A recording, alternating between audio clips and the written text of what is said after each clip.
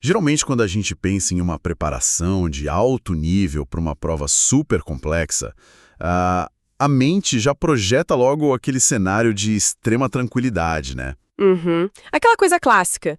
Uma biblioteca super silenciosa, anos de planejamento, xícaras de chá e muita calma. Exato, tipo uma calma quase monástica mesmo. É uma imagem bem reconfortante de controle absoluto. Mas, bom, o grande problema é quando o relógio não joga a favor, sabe? Quando ele joga contra de uma forma bem implacável. Com certeza. E aí, quando restam, sei lá, menos de 3 meses para mudar completamente o rumo de uma carreira, aquela biblioteca tranquila simplesmente desaparece. Dá lugar a um caos controlado, digamos assim. Pois é.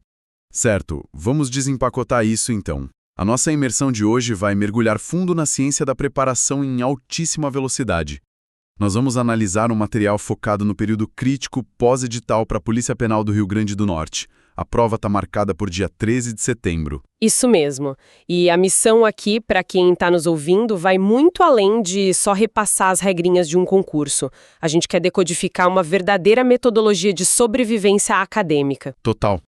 Porque se preparar com um prazo tipo de 90 dias é muito menos parecido com estudar para a escola e muito mais parecido com planejar um assalto de cinema, sabe? Exige aquela planta milimétrica do local, as ferramentas certas e, nossa, uma dose absurda de obsessão. E essa urgência muda toda a física do aprendizado, né? Quando o tempo vira o recurso mais escasso, aquele luxo de ter um estudo amplo, de ler todos os rodapés, isso evapora. Uhum. A premissa central aqui é que tentar abraçar todo o conhecimento gera um colapso cognitivo. A pessoa trava com a sobrecarga de informações. Então, o único caminho é adotar uma estratégia bem agressiva, com uma alocação de energia quase predatória. Nossa, sim. E essa batalha mental começa antes mesmo de abrir o primeiro PDF, né? Eu achei fascinante como a base dessa estratégia toda é puramente psicológica. Totalmente psicológica. Tem um pilar nesse material que me chamou muita atenção, que é a frase a intensidade distorce o tempo. O argumento é que um candidato começando do absoluto zero hoje, se ele aplicar uma intensidade fora do comum, ele consegue ultrapassar quem já está lendo livros há uns 8 meses num ritmo mais de boa. É que a física clássica mede o tempo de forma linear, né? Em horas, dias. Mas no aprendizado de alta performance, o tempo é medido em densidade de foco. Densidade de foco? Como assim? 6 horas lendo passivamente e checando o celular. Ah, claro. Aquela leitura que você chega no final da página e não lembra de nada. Exato. A distorção acontece justamente porque a intensidade encurta a curva de aprendizado. É transformar o tempo cronológico em tempo útil de verdade. E olha, para atingir esse nível de densidade, a estratégia propõe o uso de emoções que a gente normalmente evita. Ao invés de buscar paz de espírito, a recomendação é canalizar a insatisfação, sabe? Usar a raiva da própria situação profissional ou financeira como um combustível bruto mesmo. É pegar a indignação e fazê-la trabalhar a favor, né? Pois é. E tem uns exemplos práticos de sacrifícios radicais nesse modelo. O material cita candidatos que se isolaram num nível tão extremo que ignoraram completamente uma Copa do Mundo. A pessoa só descobria que saiu um gol pelos gritos dos vizinhos. Tudo com base na tese de que a aprovação é construída no escuro, ali no anonimato diário, e a prova é só um evento burocrático. Nossa, e esse isolamento extremo funciona como um filtro de ruído perfeito. Ao cortar a vida social, o candidato manda uma mensagem biológica clara para o cérebro, a de que aquela prova é a única prioridade de sobrevivência naquele momento. Caramba, o cérebro entende como sobrevivência. Sim, a nossa plasticidade cerebral responde a esse nível de urgência, priorizando a retenção das informações jurídicas em detrimento de memórias cotidianas que não importam agora. Bom, mas deixa eu fazer o papel de cético aqui por um minuto. Botar as cartas na mesa.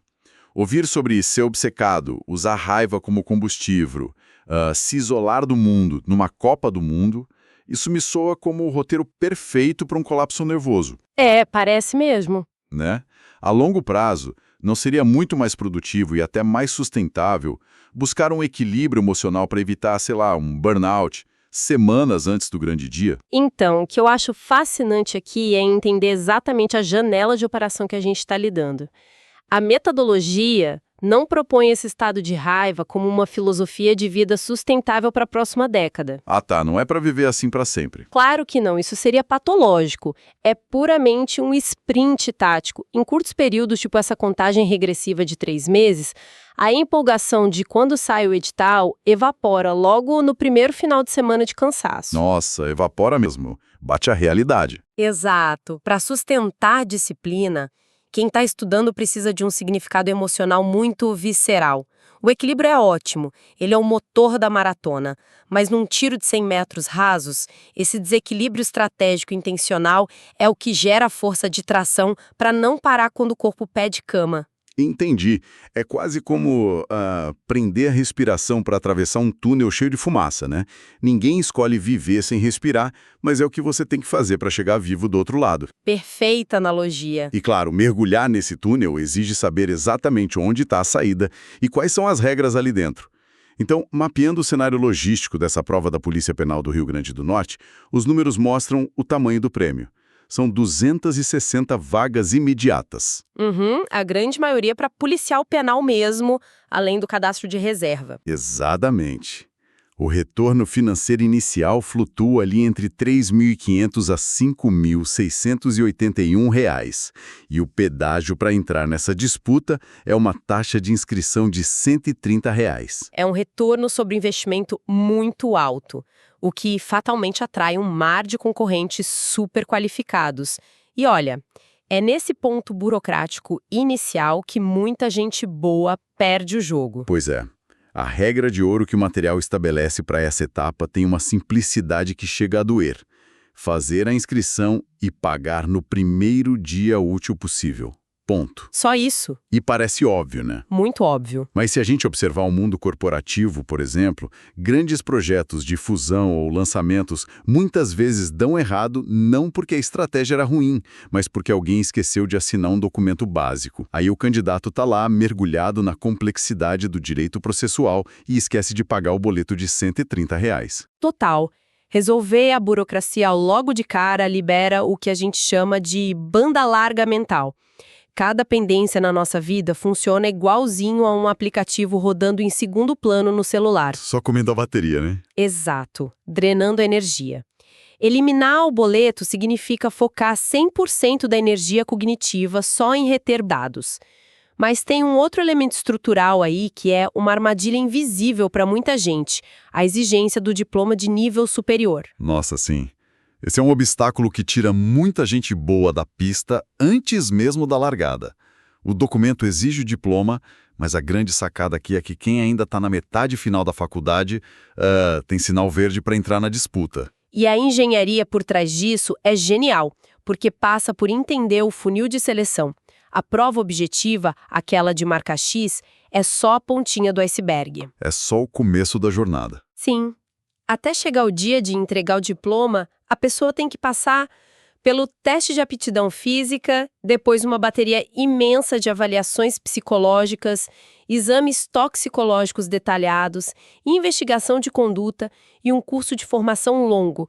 Esse ecossistema todo pode demorar 1 ano ou até mais. Ou seja, muita gente lê o edital meio por cima, vê lá a exigência do nível superior, faz as contas e pensa, só me formo no semestre que vem, e desiste. É uma autoeliminação, né? Uma falha de cálculo sobre a lentidão da máquina pública. Pois é. E quem entende essa dilatação do tempo no cronograma ganha uma vantagem gigantesca. É jogar xadrez enquanto a concorrência está jogando damas. É antecipar que o diploma só vai ser pedido muito tempo depois daquele domingo de prova. E aí que a coisa fica realmente interessante, porque, com a logística resolvida e a mente ajustada, a gente chega no núcleo da guerra, a prova objetiva de 100 questões. Sabendo que faltam poucas semanas, tentar ler cada página da bibliografia inteira é a autodestruição estratégica. Com certeza. É impossível. A pontuação tem um teto de 145 pontos e um mínimo de 73, e você não pode zerar nenhum bloco. Só que buscar um mínimo de 73 pontos é a receita certa para ficar de fora das próximas fases. O objetivo tem que ser hackear esse teto de pontos. E a matemática do edital é literalmente um mapa da mina.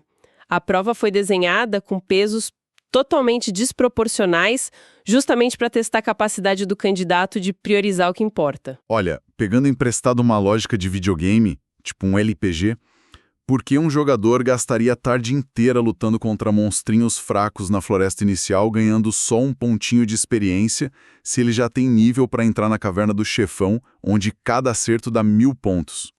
É a mesma lógica. Trazendo isso para a prova, matérias tipo história, ética e língua portuguesa valem só 1 ponto por questão. Mas o trio de ouro ali, legislação específica, lei de execução penal e direito penal, junto com processual, tem peso 2. E a grande distorção, o maior hack do sistema, está na legislação específica, Nossa, essa parte é impressionante. né? Ela garante 20 questões multiplicadas por 2 e o conteúdo todinho é formado por apenas 4 leis. O custo-benefício disso beira o absurdo. E se a gente conectar isso com aquela visão da fadiga mental e do tempo curto, a gente percebe que equalizar a grade horária entre todas as disciplinas é o erro mais letal. A barra de energia do candidato no dia a dia tem limite. Com certeza, ninguém é máquina. Então, desperdiçar 4 horas dissecando detalhes da história do Rio Grande do Norte vai roubar a estamina que seria usada para memorizar a lei de execução penal, que é o que realmente define a aprovação. A alocação de horas tem que ser matematicamente cínica. Cínica mesmo. O grosso do tempo vai para as matérias peso 2, e as de peso 1 ganham só um estudo de defesa, só para garantir que não vai rolar um 0. E ainda tem a questão do campo de batalha, né? A banca examinadora. Ah, sim, o Instituto avalia. Eles não parecem nem pouco interessados em debates teóricos profundos.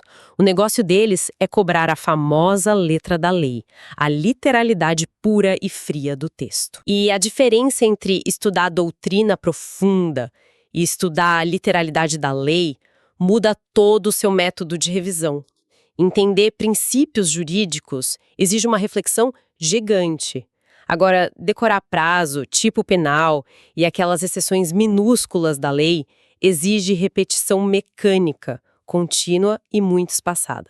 Bom, a lógica de toda essa matemática de pontos é irrefutável no papel. Fica lindo na planilha.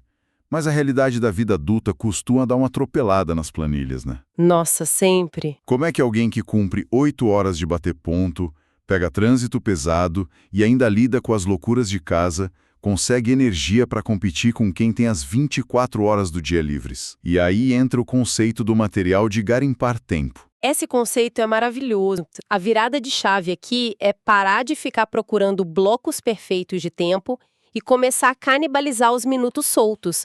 Aquela ilusão de que você só consegue estudar se tiver 4 horas limpas e ininterruptas é o que trava tudo.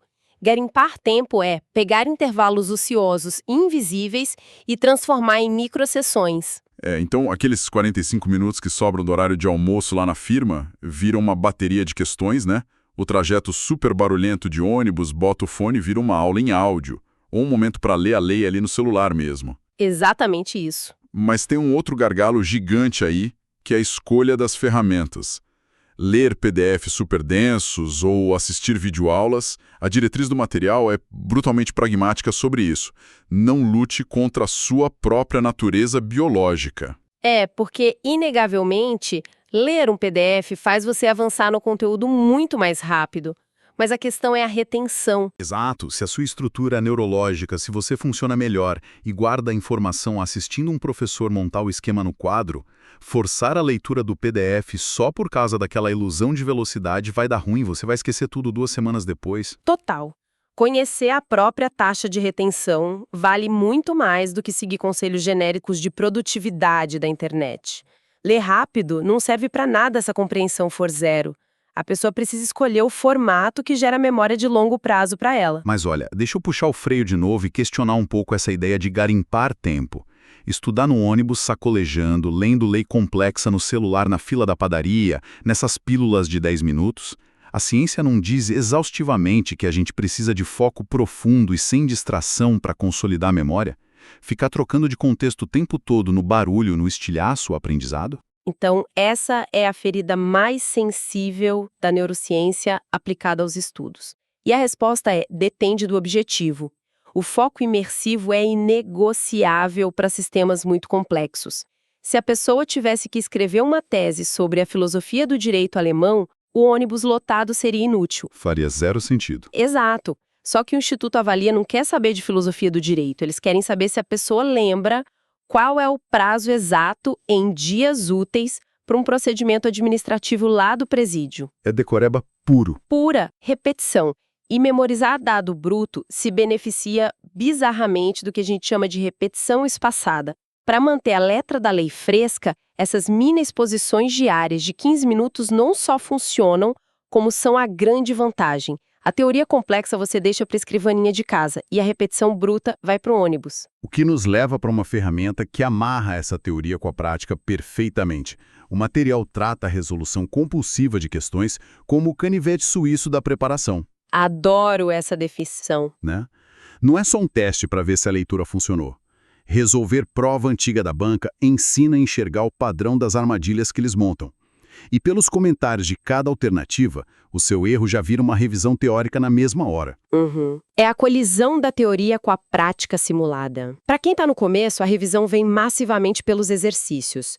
Para os avançados, entram os resumos densos para dar mais velocidade. O conhecimento passivo só ganha tração quando você força a execução sob pressão. Sem fazer questão, o candidato acha que aprendeu, mas não sabe aplicar. E olha, tem um abismo gigantesco esperando quem acha que domina só a execução no papel. A prova escrita de domingo é só a primeira peneira de um funil muito mais cruel, que a gente até mencionou rápido antes. O preparo do corpo vai ser cobrado com uma severidade igual ou até maior. Sim, o famoso TAF. Isso, focar 100% na teoria jurídica e ignorar o asfalto é a passagem mais rápida para uma eliminação precoce. O teste de aptidão física tem caráter puramente eliminatório. Isso é triste de ver. A nota mais alta da história na prova escrita não serve para absolutamente nada se o corpo falhar na barra fixa. Não perdoa o sedentarismo mesmo. O circuito tem a barra fixa, com repetições explosivas para o masculino e isometria de sustentação para o feminino, além das flexões, abdominais e aquela clássica corrida de 12 minutos. E destrói muita gente. Destrói. A urgência desse método aponta que o candidato tem que fazer simulado físico desde o primeiro dia de estudo. Tem que descobrir onde o corpo falha hoje, e não um mês depois que passar na teórica. E rola uma dissonância cognitiva enorme nisso, sabe? A pessoa tá tão exausta mentalmente de ler PDF que ela acredita que não tem energia para treinar. Só que o treino aeróbico, na verdade, melhora a oxigenação do cérebro. Ajuda no sono também, né? Muito. Regula o ciclo do sono, o que melhora a retenção daquilo que você leu. Treino e estudo nesse nível extremo não são concorrentes. Eles são pilares de sobrevivência que se alimentam. Então, o que tudo isso significa na prática? Significa que as instituições estão procurando um perfil bem híbrido. Uma mente super afiada, capaz de dissecar e decorar 4 leis num trem lotado, mas acoplada num atleta, com fôlego para bater meta na pista de corrida sob puro estresse. É o pacote completo. E para aguentar a magnitude dessa operação toda, o planejamento quase sempre precisa de um arsenal tático de fora. O material que a gente analisou cita pacotes de preparação disponíveis hoje, eles entregam PDFs cruzados com vídeo, plataformas para tirar dúvida na hora e até aquelas garantias contratuais de que, se o edital mudar, eles atualizam tudo. O que tira um peso gigante das costas. Com certeza. Tem até umas ferramentas promocionais, tipo, rola um código lá, #PPRN, com desconto de 30% para as assinaturas. Isso mostra que o plano estratégico também passa por viabilizar a grana para ter acesso às ferramentas. É que o acesso à tecnologia educacional estruturada corta a necessidade do aluno ficar garimpando lei no diário oficial. Tendo só 90 dias, delegar a curadoria para um especialista devolve horas preciosas de estudo ativo para a pessoa. O pior cenário de autossabotagem é dominar toda a complexidade, focar ao máximo e escorregar porque estudou uma lei revogada ou porque faltou ar nos últimos 30 segundos da corrida. É a precisão que a banca exige não admite amadorismo em nenhuma das pontas mesmo. E é com essa visão macro da planta da operação que a gente sintetiza a nossa imersão de hoje. Para reescrever a própria rota profissional em menos de 3 meses, a execução exige mudar as regras da física pessoal, a intensidade tem que distorcer a percepção do tempo. Sem dúvida. A matemática dos pesos, focando quase de forma hostil na legislação específica e no direito penal, dita o ritmo dos dias. O pragmatismo de engolir os 45 minutos de almoço, a humildade de entender como seu próprio cérebro aprende e o choque de realidade de que os músculos vão ter que sustentar o peso do intelecto na barra. É esse o desenho do candidato implacável. E se a gente conectar todos esses elementos com uma visão mais ampla da vida, a lição central dessa análise profunda transcende totalmente a segurança pública ou o Rio Grande do Norte. O que a gente dissecou aqui hoje é um modelo brilhante de engenharia reversa aplicado para bater metas sob muita pressão. Serve para qualquer coisa. Exato. Para quem sou inteligente, os fundamentos são os mesmos. Fixar o olho na linha de chegada, mapear friamente onde estão as alavancas de maior impacto, que seriam os pesos 2 da vida, canibalizar os minutos livres e aceitar o desconforto visceral de um sprint tático. Isso serve para alavancar uma empresa do zero, ganhar uma promoção no mundo corporativo ou até mudar de carreira aos 40 anos. A arquitetura da alta performance simplesmente não muda. É verdade. A capacidade de colocar a vida inteira em modo de emergência controlada revela demais sobre a elasticidade da nossa força de vontade. E encerrando esse nosso mergulho nesses mecanismos, eu deixo no ar uma provocação final que vem da própria essência dessa teoria toda. Vamos lá. Partindo dessa premissa de que a intensidade extrema consegue dobrar o tecido do tempo, olhe um pouco para a sua própria linha do tempo pessoal agora. Qual é aquele grande projeto, a mudança de vida ou a meta adormecida que, para quem nos acompanha, parece já estar atrasada demais para começar? Como seria o resultado se houvesse um direcionamento de 90 dias ininterruptos de absoluta, metódica e avassaladora obsessão para esse alvo?